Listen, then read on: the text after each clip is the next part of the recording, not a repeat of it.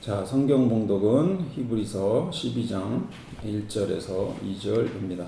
얼마 안 되기 때문에 다 함께 봉독하도록 하겠습니다. 시작. 그러므로 이렇게 구름대와 같이 수많은 증인이 우리를 둘러싸고 있으니 우리도 갖가지 무거운 짐과 얽매는 죄를 벗어버리고 우리 앞에 놓인 다름질을 참으면서 달려갑시다. 믿음의 창시자여 완성자이신 예수를 바라봅시다.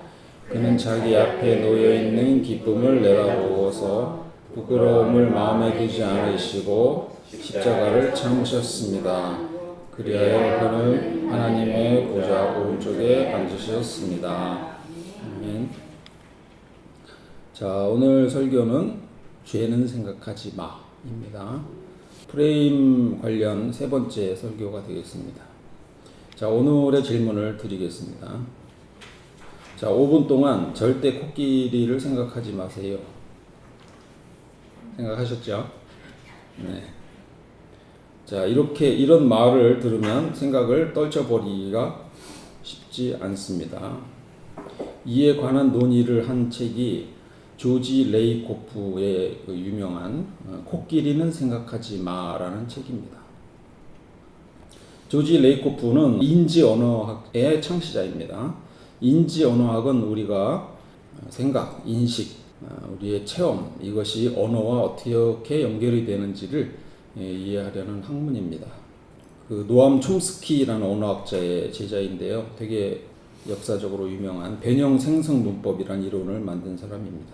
자, 이 저자는 정치적으로는 진보주의자인데 민주당이 전에 선거에서 트럼프에게 패배한 것을 좀 통탄해 하다가 도대체 왜 패배했는지 그 이유를 학문적으로 탐구한 책입니다. 실패한 이유가 프레임 싸움에서 졌다, 이렇게 판단을 내리고 있습니다. 민주당이 공화당의 그 프레임에 갇혀서 자기의 프레임을 표현하지 못해서 졌다, 이렇게 결론을 내리고 있습니다.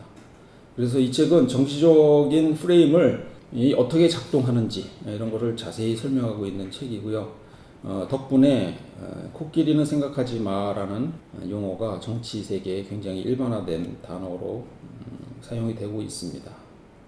이 책의 제목처럼 저자는 코끼리는 생각하지 마라고 말하면 사람들이 코끼리를 생각하게 된다는 실험이 있습니다. 어떤 프레임을 부정하려고 할 때 우선은 그 프레임을 생각을 해야 되기 때문입니다. 코끼리라는 단어를 들으면 우리 뇌 안에 그와 관련된 몸집이라든지 귀라든지 코라든지 서식지라든지 이런 것들이 활성화가 됩니다. 중요한 것은 이런 프레임은 자주 활성화될수록 더욱 강화된다는 것입니다. 이에 관해서는 유명한 다니엘 웨그너의 실험이 있습니다. 1987년 당시 하버드 대학교의 심리학과 교수였는데요. 이 교수는 대학생들을 두 그룹으로 나누어서 실험을 했습니다.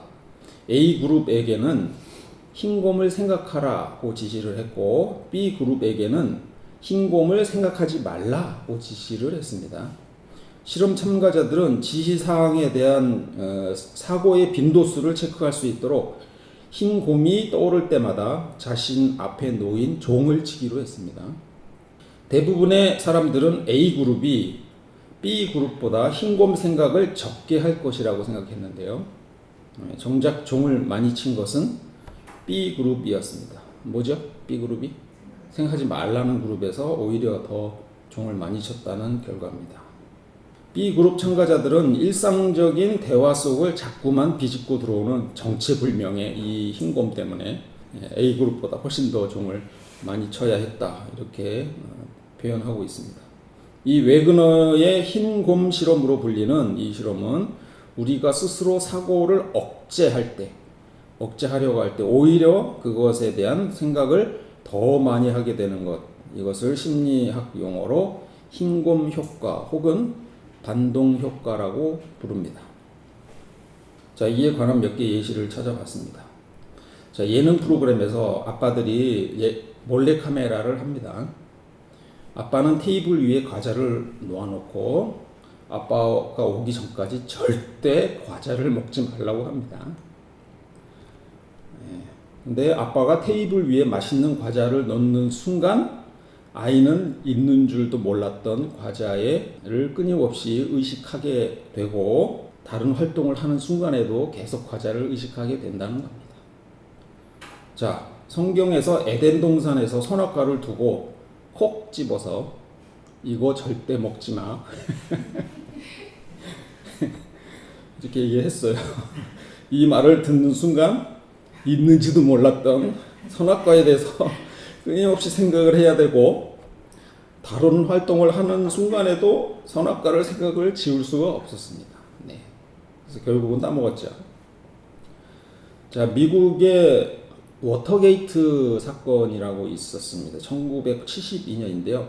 리처드 닉슨 대통령이 재임 중에서 재선 캠페인을 하고 있었는데 그때 관련된 불법 행위가 드러나면서 시작된 것입니다. 어떤 불법 행위냐면 워터게이트라는 호텔에 위치한 민주당 전국위원회 본부에 도둑들이 침입해가지고 거기 도청 장치를 설치하려다가 발각된 것입니다. 닉슨 정부는 이 사건을 은폐하려고 했고 백악관은 증거를 없애고 사건을 축소하려고 했습니다. 닉슨 대통령은 당시 이렇게 얘기했습니다. 저는 사기꾼이 아닙니다. 그런데 이것 때문에 오히려 사람들은 그를 사기꾼으로 생각하게 됐다는 얘기입니다. 2017년 대선 토론에서 안철수 후보는 제가 MB 아바타입니까? 라는 유명한 말을 했습니다. 자기가 아바타가 아니라고 주장한 건데 사실은 결과는 아바타가 돼버렸습니다.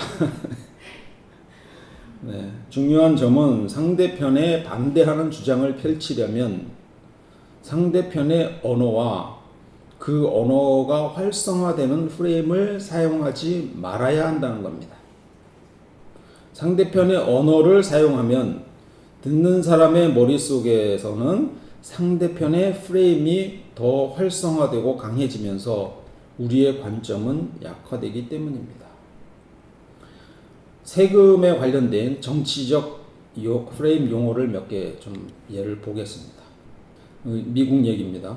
보수주의인 미국 공화당은 작은 정부를 내세웁니다. 그래서 적은 세금을 주장합니다. 능력주의를 주장하며 저소득층에 대한 지원을 줄이자는 것입니다. 세금이 적으니까 각자 알아서 잘 살아라 뭐 이런 개념입니다. 반대로 진보주의 민주당은 세금을 더 걷어서 빈부격차를 줄이는 데 좀 사용하자라는 의견입니다. 공화당의 조지 W. 부시 행정부가 세금 구제를 하겠다고 했습니다. 이 단어를 들었을 때 어떤 생각이 드시나요?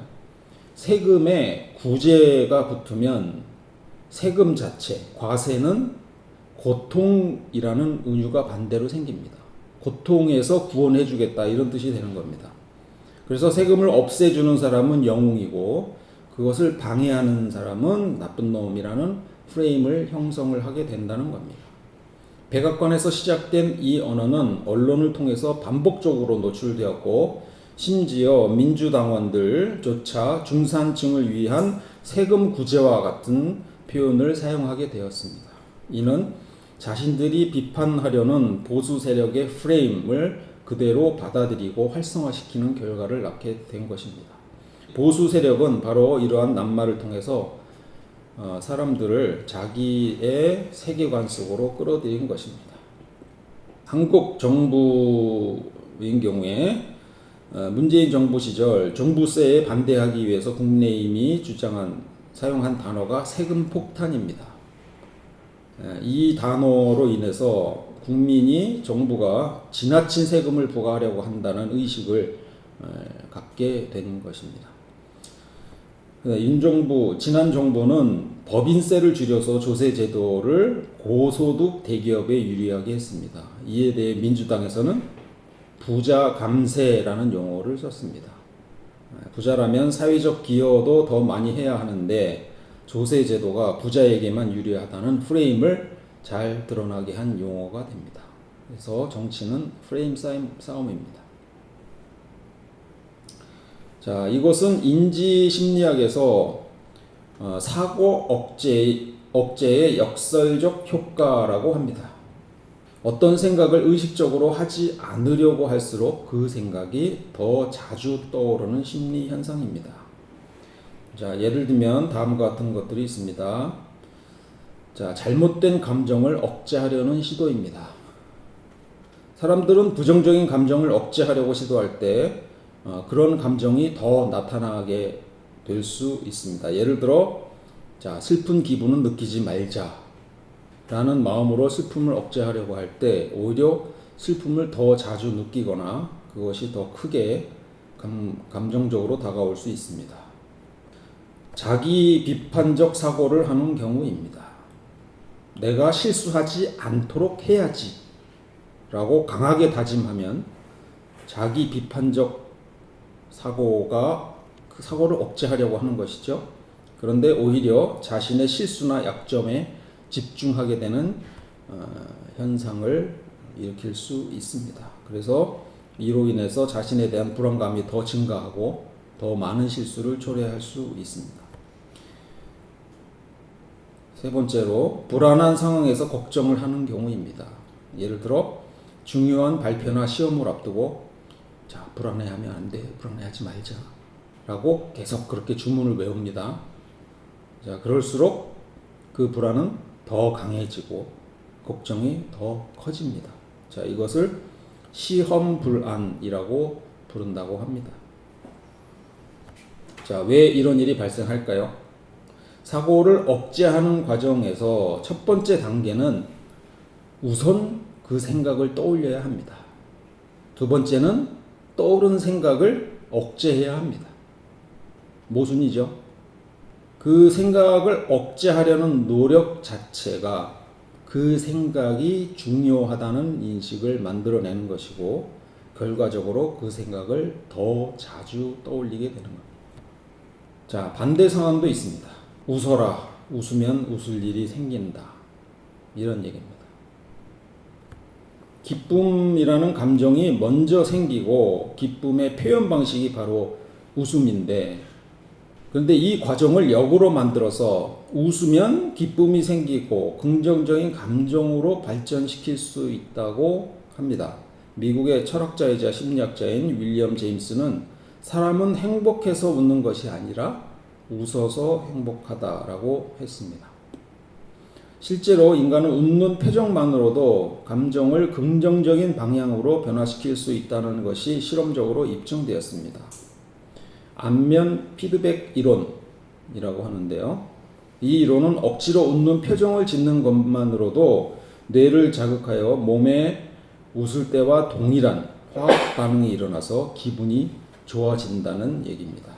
거짓말처럼 느낄 정도로 간단히 우리의 기분을 바꿀 수 있는 웃음과 웃음 치료는 이미 오래전부터 의학계 혹은 심리치료 등에서 치료의 보조적인 수단으로 활용되고 있어 왔습니다. 무엇인가를 잊는다는 것은 더 이상 그것에 신경을 쓰지 않는다는 것과 마찬가지입니다. 헤어진 여자친구를 잊는 가장 좋은 방법은 새로운 여자친구를 만나는 것이고요. 또는 아주 바쁘게 사는 겁니다. 노자의 도덕경이라는 책이 있는데 이런 말이 있습니다. 무위이무불위 아무것도 하지 않음으로써 모든 것을 이룬다. 뭔 소리인지 모르겠죠. 어려운 얘기입니다. 무엇을 하지 않아야 그것을 이룰 수 있다라는 얘기입니다. 우리의 부정적인 생각은 떨쳐버릴 수 없습니다. 부정적인 생각은 그냥 놔두고 내버려둘 때, 관심을 갖지 않을 때 저절로 없어지게 되는 것입니다. 지난 설교에서도 말씀드렸듯이 우리 뇌는 세상을 이해하는 개념적 프레임을 가지고 있으며 이 책에서는 일종의 이것을 마음 지도라고 부릅니다. 이 지도는 우리가 의식하지 못하는 사이에 형성이 됩니다. 특정 단어를 듣거나 경험할 때 뇌 속에 관련된 마음 지도가 자동으로 활성화되고 이것이 자주 활성화될수록 더 견고해집니다. 이렇게 이미 형성된 개념적 프레임은 우리가 세상을 어떻게 이해하고 해석할지, 나아가 세상 속에서 어떤 행동을 할지를 결정을 합니다. 흥미로운 점은 우리의 생각이 행동을 낳고 우리의 행동은 다시 생각을 강화하는 순환적 관계를 형성한다는 것입니다. 즉 우리가 어떤 방식으로 생각하면 그에 따라 행동을 하게 되고 그 행동의 결과는 다시 기존의 생각을 더 굳히게 합니다. 그래서 우리가 하나의 집단에만 속해 있을 때 우리의 마음 지도는 그 집단의 생각과 행동 양식에 갇히게 될 위험이 커집니다.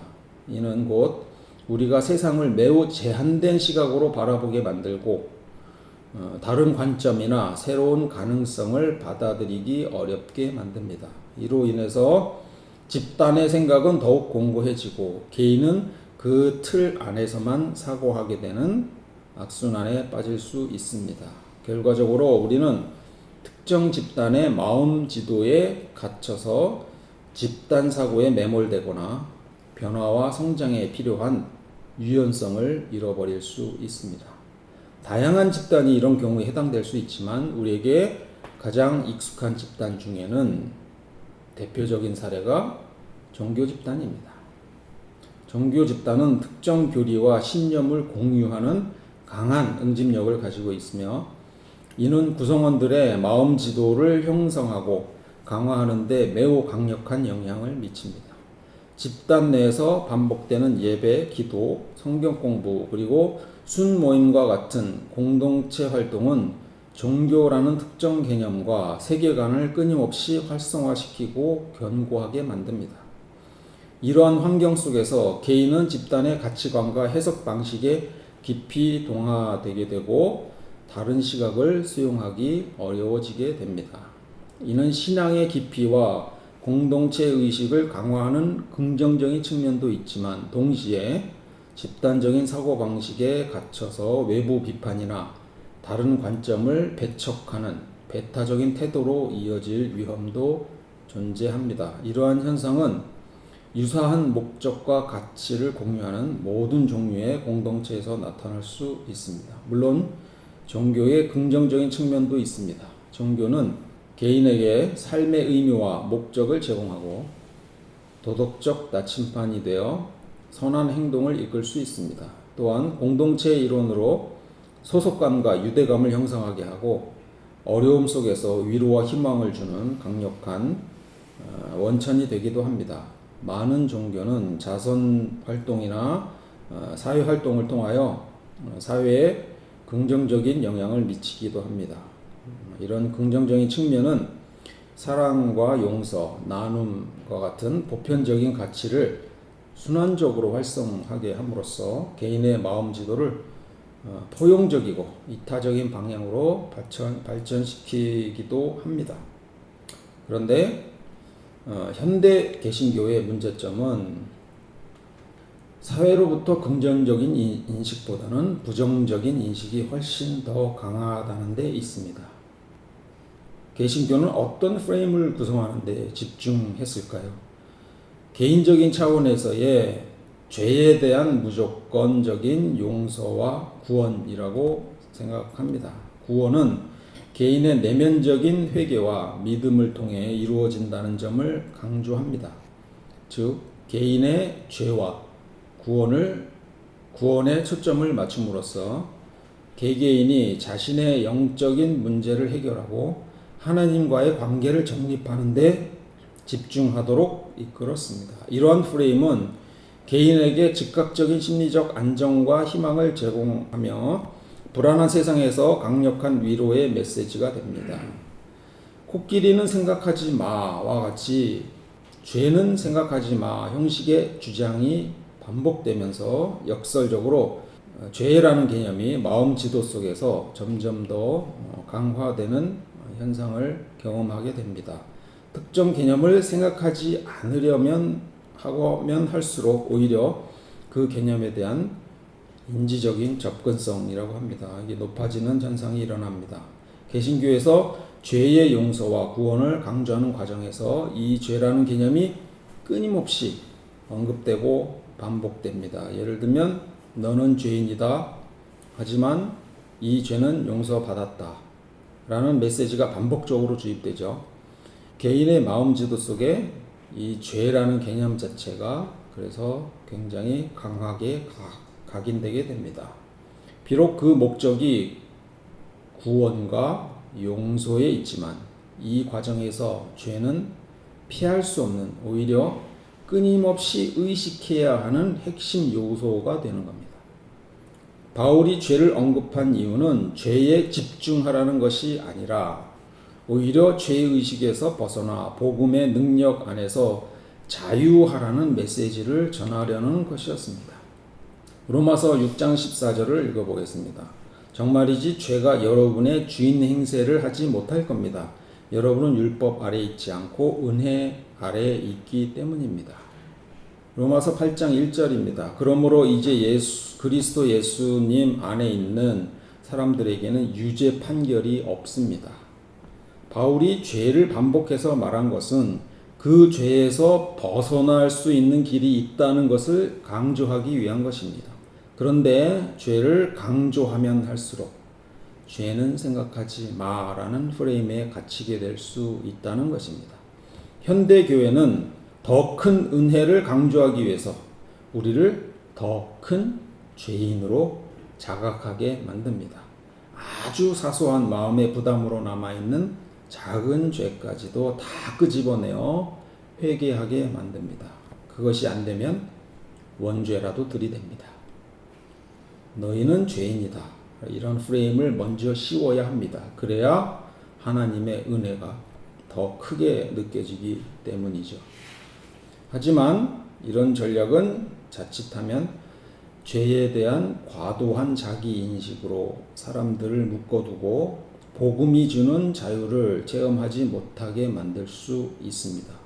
죄의 깊이를 강조하는 데 그치면 결국 사람들은 죄를 중심으로 신앙생활을 하게 되고 그리스도를 중심에 두기보다 자신과 자신의 연약함에 더 중심을 둘 수도 있습니다.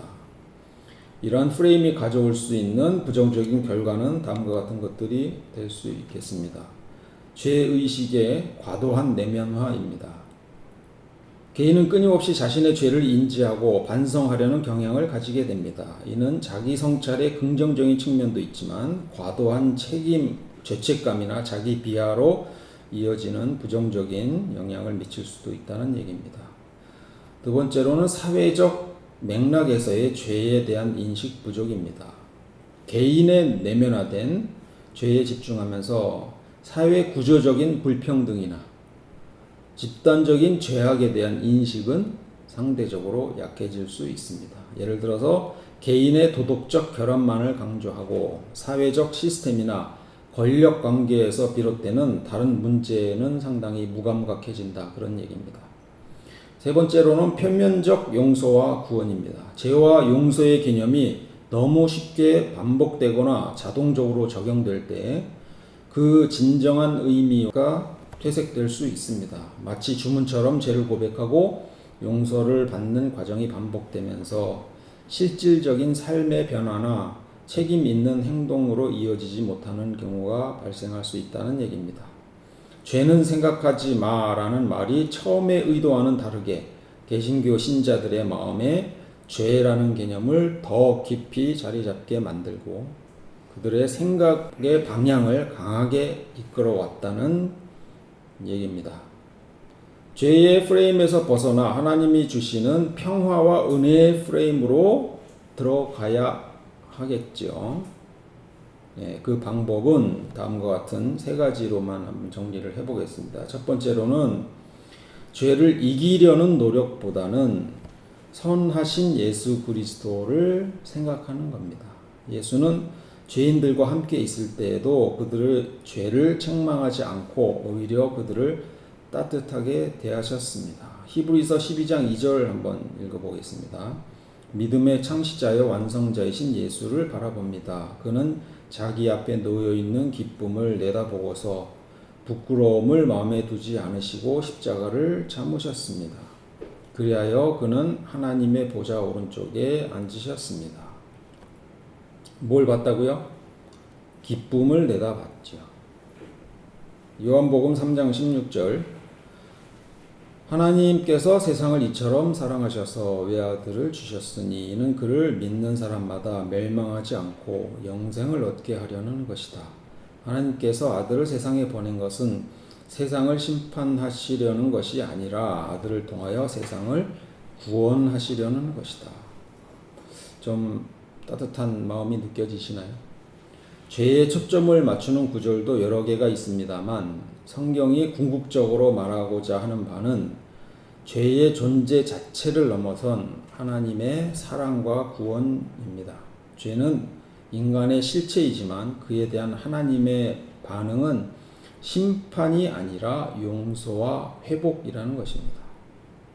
따라서 우리는 죄의 굴레에 갇혀 있기보다 우리를 구원하시고 사랑하시는 예수 그리스도의 시선에 우리의 마음 지도를 맞출 때 진정한 자유와 평화를 경험할 수 있을 것 같습니다.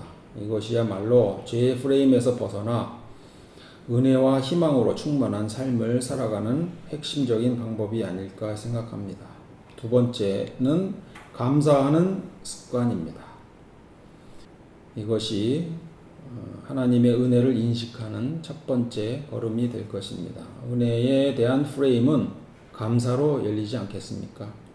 죄에 대한 민감함만 있고 감사가 없다면 그것은 복음이 될 수 없겠습니다. 감사하는 마음에서 우리는 죄의 프레임에서 벗어나서 은혜의 프레임을 강화시킬 수 있습니다. 오늘 감사한 일을 세 가지씩 다 생각하시고 나눠보세요. 자, 세 번째로는 복음은 너는 죄인이다가 아니라 너는 죄인임에도 불구하고 하나님이 사랑하는 자녀다입니다. 앞에 것은 잊어버리고 뒤에 것만 기억하세요. 하나님이 사랑하는 자녀다. 생각 안 했죠? 네. 우리의 정체성은 뭐라고요? 하나님이 사랑하시는 자녀다입니다. 이것이 우리의 프레임이 되어야 합니다. 마음과 행동은 순환적으로 서로 영향을 미친다고 말씀드렸습니다. 이러한 정체성 인식은 행동을 이끌어냅니다. 죄의 프레임에서는 죄인답게 살고 은혜의 프레임에서는 자녀답게 살게 됩니다. 우리를 묶는 것은 죄가 아니라 예수 그리스도의 사랑과 은혜입니다. 이 은혜의 프레임 속으로 들어가서 잘 들어가시기를 바랍니다. 인간은 관계적 동물입니다. 항상 누군가와 관계를 맺어야 살 수 있습니다. 그런데 그 관계는 항상 좋을 수만은 없습니다. 갈등이 있다는 말입니다. 그것은 인간의 자연스러운 현상입니다. 갈등 없는 사람은 없습니다. 갈등 자체는 죄가 아닙니다. 의견이나 이해관계에 따라 자연스럽게 생기는 현상입니다. 그저 갈등이 생기면 서로의 차이를 이해하고 더 나은 해결책을 찾는 성장의 기회로 삼으면 됩니다. 갈등으로 인해 우리가 누군가에게 해를 끼치거나 상처로 이어지는 결과로 나아가지 않게 하면 됩니다. 그저 인생은 물 흐르듯이 그렇게 흐르게 하면 됩니다. 살다 보니 억지로 되는 일도 없습니다. 그저 그냥 그렇게 놔두고 받아들이면 어떨까 싶습니다. 이번 주는 무위, 이무, 불위 뭐였죠? 아무것도 하지 않음으로써 모든 것을 이룬다라는 이 문장이 기억에 많이 남습니다. 버리고 싶은 마음에 온갖 것을 집중하기보다 그냥 두어서 자연스럽게 흘러가게 하는 것이 좋겠다 싶습니다. 어떤 것들은 천천히 지나가겠고 어떤 것들은 빨리 지나가겠지만 결국은 다 흘러가 버릴 것입니다. 제가 노래방에 가면 가끔 즐겨 부르던 노래가 있습니다. 비틀즈의 Let It Be입니다. 가사는 다음과 같습니다. When I find myself in times of trouble, 내가 공경에 처해 있을 때 Mother Mary comes to me, 성모 마리아가 나에게 다가와 speaking words of wisdom, 지혜의 말을 하는 거죠. Let it be. 내가 비워놨습니다. 이거 뭐라고 하죠? 그냥 내버려 두어라. 그래서 이 그 리듬을 맞추기 위해서 이렇게 부릅니다. 내비둬, 내비둬. 네. 우리는 그저 하나님이 사랑하는 자녀이고, 부모가 사랑하는 자녀이고, 자식들이 사랑하는 부모입니다. 좋은 생각을 더 많이 하고 살아가면 됩니다. 오늘 본문에서와 같이 예수가 자기 앞에 놓여 있는 기쁨을 내다보고서 부끄러움을 마음에 두지 않으시고 십자가를 참은 것처럼 좋은 생각, 선한 생각을 많이 하면서 살아가면 좋겠습니다. 기쁨을 내다볼 때 우리는 부끄러움이나 고통을 참아낼 수 있을 것 같습니다. 우리도 좋은 생각으로 가득 차서 힘든 생각, 나쁜 생각을 다 비워냈으면 좋겠습니다. 사랑과 은혜가 풍성하신 하나님 아버지, 저희가 알게 모르게 갇혀있던 죄의 프레임과 그로 인한 생각의 굴레에서 벗어나 예수님께서 예비하신 평화와 은혜의 프레임 안으로 들어갈 수 있도록 인도하여 주시옵소서. 우리의 시선이 죄의 깊이에 머무르지 않고 오직 예수 그리스도를 향하게 하옵소서. 또한 저희가 일상 속에서 감사의 습관을 들이게 하시고 매일의 삶 속에서 주님의 은혜를 발견하며 찬양하게 하옵소서. 저희의 정체성이 하나님이 사랑하시는 자녀임을 분명히 깨닫고 이 귀한 정체성 위에 주님의 자녀답게 살아가도록 저희의 마음과 행동을 주장하여 주시옵소서. 서로 다른 생각과 이해관계로 갈등이 찾아올 때 그것을 피하거나 미워하기보다 주님 안에서 성장의 기회로 삼아 서로를 이해하고 더 나은 해결책을 찾아가는 지혜를 주시옵소서. 모든 것을 억지로 붙잡으려 하기보다 마음에 있는 온갖 부정적인 생각들을 주님께 맡기고 자연스럽게 흘려보낼 용기를 주시옵소서. 저희의 삶이 하나님의 사랑하는 자녀로서 부모가 사랑하는 자녀로, 자식들이 사랑하는 부모로 좋은 생각을 더 많이 하고 사랑하며 살아가는 삶이 되게 하여 주시옵소서. 그리하여 주님의 이름이 저희의 삶을 통해 높여지고 이 세상에 사랑과 평화가 가득하게 하여 주옵소서. 이 모든 말씀 저희를 구원하신 예수 그리스도의 이름으로 기도드립니다.